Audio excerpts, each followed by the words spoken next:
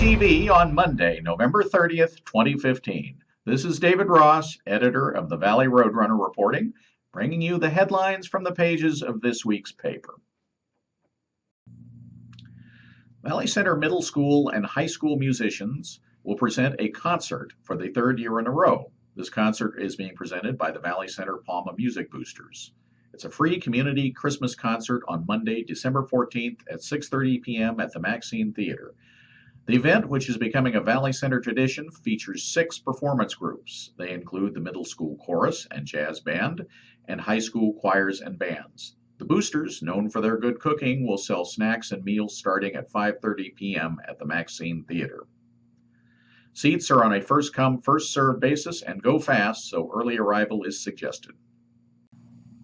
A Davie tree worker from Escondido was killed Tuesday morning when he was struck by a pickup truck when he mysteriously walked out into the southbound lane of Colgrade Road. At approximately 9:30 a.m., a 34-year-old man from Valley Center was driving his 2004 GMC Sierra southbound on Colgrade Road, just south of Margarita Lane, at about 35 to 40 miles per hour, according to the California Highway Patrol. In the area, Davie's Tree Service was trimming trees along the shoulder when one of the tree trimmers, an adult man from Escondido, identified as Luis Enrique Hernandez, was pulling trees out of the roadway. For reasons still under investigation, the tree trimmer walked into the southbound lane directly into the path of the GMC Sierra. Unfortunately, the driver could not stop prior to hitting the adult male tree trimmer, said the CHP. He was pronounced dead at the scene. The Valley Center History Museum, which has been closed for the past 90 days to greatly expand its building, will reopen to the public on Tuesday, December 8th, with 50% more exhibition space, new displays, and expanded hours. Unchanged will be the policy of free admission to all. The public opening will be preceded on December 6th by a dedication ceremony and preview for museum members and donors. Regular hours starting December 8th will be Tuesday through Saturday from noon to 4 p.m. For more information, visit vchistory.org or call the number on your screen.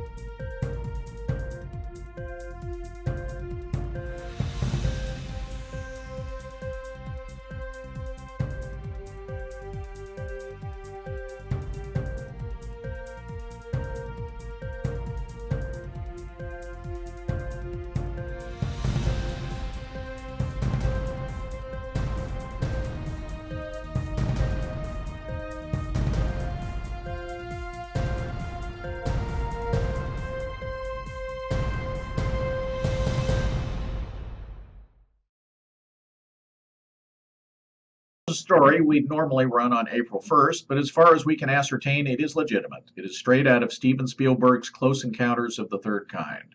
Palma Valley resident Dave McPherson, a retired Department of Defense employee, reports that on November 24th at around 7:30 p.m., while sitting on his porch, he and his daughter observed a military helicopter flying at 3,000 feet headed east over Palma Valley.